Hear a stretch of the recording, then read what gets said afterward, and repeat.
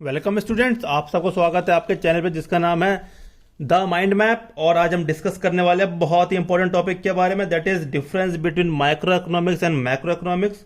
और ये चैप्टर आपका आता है इंट्रोडक्शन के अंदर। माइक्रो इकोनॉमिक्स का जो पहला चैप्टर दैट इज इंट्रोडक्शन और 11th क्लास के अंदर आता है, जिसकी वेटेज है पूरे 4 नंबर की।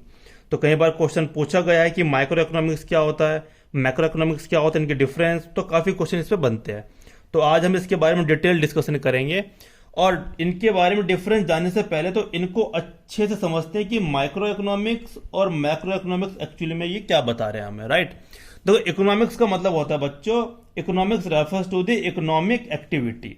और इकोनॉमिक एक्टिविटी हमारे पास क्या होती है, जैसे कि production, consumption and capital formation, right. और अगर मैं बात करूं माइक्रो जैसे आपको नाम से समझ में आ रहा होगा, जिसका मतलब होता है स्मॉल। क्या मतलब होता है बच्चों इसका? इसका मतलब होता है स्मॉल, राइट। और जो मैक्रो का मतलब होता है, देखो मैक्रो एक वर्ड है जो ग्रीक वर्ड से लिया गया है, मैक्रोस के, MAKROS, मैक्रोस। वहां से ग्रीक वर्ड से लिया है मैक्रो, जिसका मतलब होता है लार्ज। क्या मतलब होता है बच्चों? जिसका मतलब होता है लार्ज। तो यहां पे हो गया लार्ज प्लस इकोनॉमिक एक्टिविटी, मतलब लार्ज इकोनॉमी। तो यहां पे हम इकोनॉमिक एक्टिविटी पढ़ेंगे स्मॉल लेवल पे, यहां पे हम इकोनॉमिक एक्टिविटी पढ़ेंगे लार्ज लेवल पे। इसको बोलते हैं मैक्रो इकोनॉमिक्स, इसको बोलते हैं माइक्रो इकोनॉमिक्स।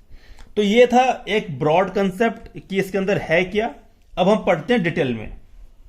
तो यहां पे मैंने क्या करा हुआ है, सारे डिफरेंसेस को मैंने 5 पॉइंट के अंदर कवर करा है, ठीक है। और बहुत ही मैंने आपको कंसाइज वे में समझाने की कोशिश करी। अगर मैं ज्यादा बड़ा लिखता तो हो सकता आप कंफ्यूज हो सकते थे।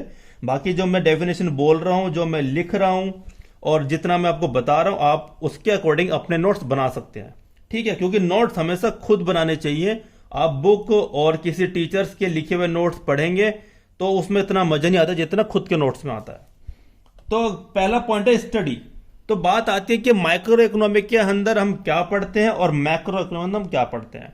देखो, अगर मैं माइक्रो इकोनॉमिक की बात करूं तो इसमें होता है economic unit at a individual level, right. तो इसमें इकोनॉमिक यूनिट के बारे में पढ़ा जाता है एक इंडिविजुअल लेवल पे, उसको बोलते हैं माइक्रो इकोनॉमिक्स। अगर मैं बात करूं मैक्रो इकोनॉमिक्स, इसमें होता है when economy as a whole. हम इसमें इकोनॉमी एज अ होल पढ़ते हैं। और आपको याद होगा बच्चों, लास्ट क्लास में मैंने बताया था आपको इकोनॉमी क्या होती है। इकोनॉमी मैंने बताया था कि an economy refers to a system by which people earn their living, right. जिसमें सिस्टम का मतलब होता है ऑल प्रोडक्शन यूनिट, वो मैं आपको ऑलरेडी बता चुका हूं। तो दूसरा आता है सेंट्रल प्रॉब्लम। देखो, सेंट्रल प्रॉब्लम एक अपने आप में टॉपिक भी है और इनके डिफरेंस के बीच में एक बेसिस ऑफ पॉइंट भी है। देखो, सेंट्रल प्रॉब्लम मतलब होता है ऐसी प्रॉब्लम जो सेंट्रल गवर्नमेंट फेस करती है। कौन फेस करती है? सेंट्रल गवर्नमेंट फेस करती है। अगर मैं माइक्रो इकोनॉमिक्स की बात करूंगा तो उनके सामने जो समस्या पैदा होती है बच्चों, वो होती है प्राइस डिटर्मिनेशन की और रिसोर्सेज के एलोकेशन की। किसकी? प्राइस के डिटर्मिनेशन की और रिसोर्सेज के एलोकेशन की।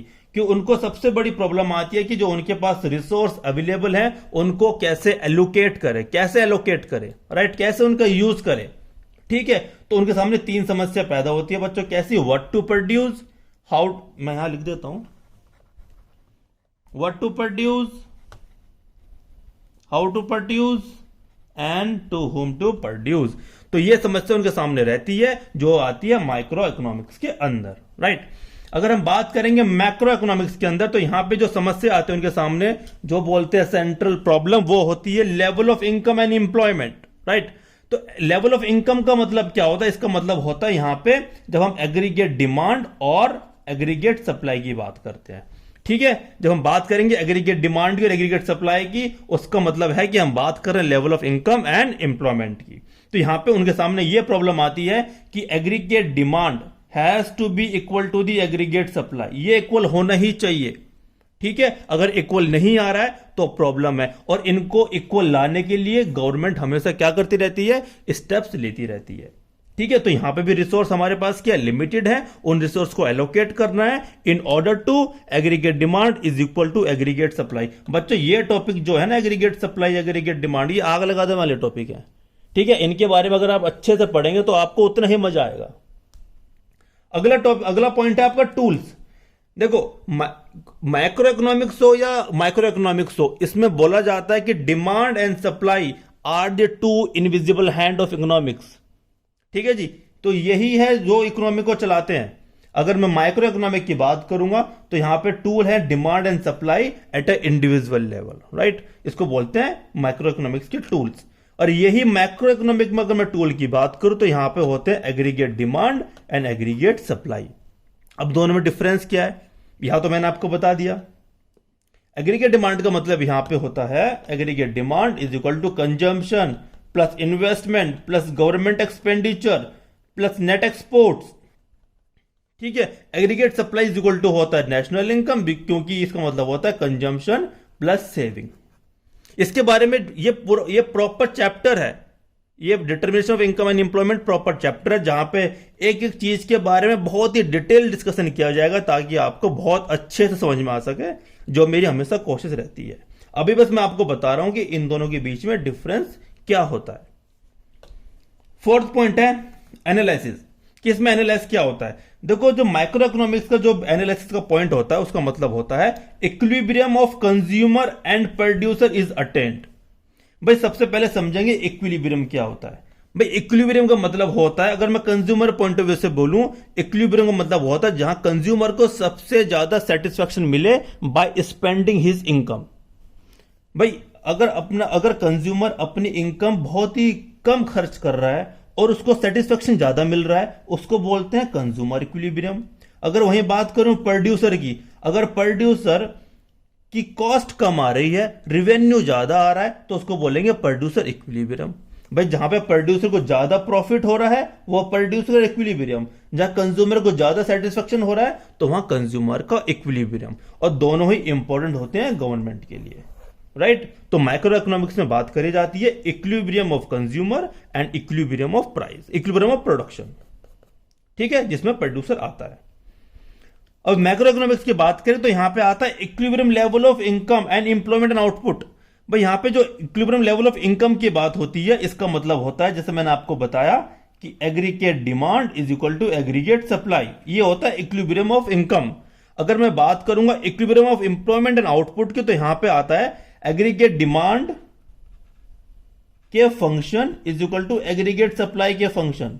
तो इसका मतलब ये हुआ aggregate demand function is equal to aggregate supply's function. ये होते क्या है, इसके लिए सेपरेट वीडियो बनाएंगे, जब ये चैप्टर आएगा तो वहां पर डिटेल डिस्कशन करेंगे, ठीक है। अभी आपको समझना है only difference between these two, that is micro economics and micro economics. अगला आता है प्रॉब्लम। देखो माइक्रो इकोनॉमिक्स से अगर मैं बात करूं तो यहां पे समस्या आती है problem of choice, right, and scarcity at an individual level. देखो प्रॉब्लम ऑफ चॉइस मैंने आपको बताया था ये क्यों आती है। देखो problem of choice arises because of human wants are unlimited, limited resources and resources have alternative use, जिसकी वजह से आती है प्रॉब्लम ऑफ चॉइस की समस्या।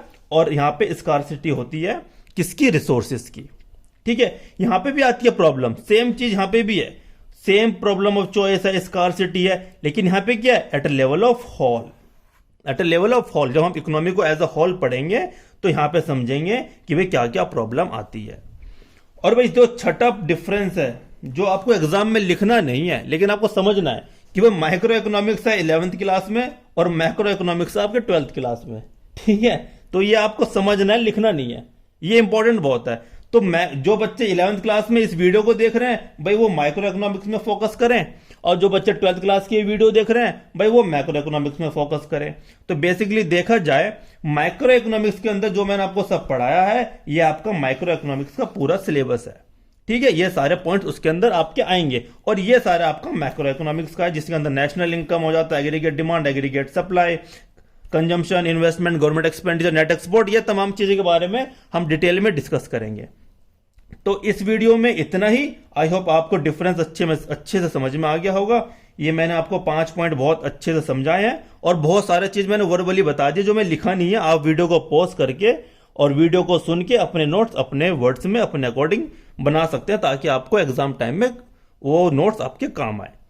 अगर आपका कोई सजेशन है, अगर आपको कोई फीडबैक है, आप हमें पक्का दीजिए ताकि हम अपने चैनल को आपके अकॉर्डिंग मॉडिफाई कर सके।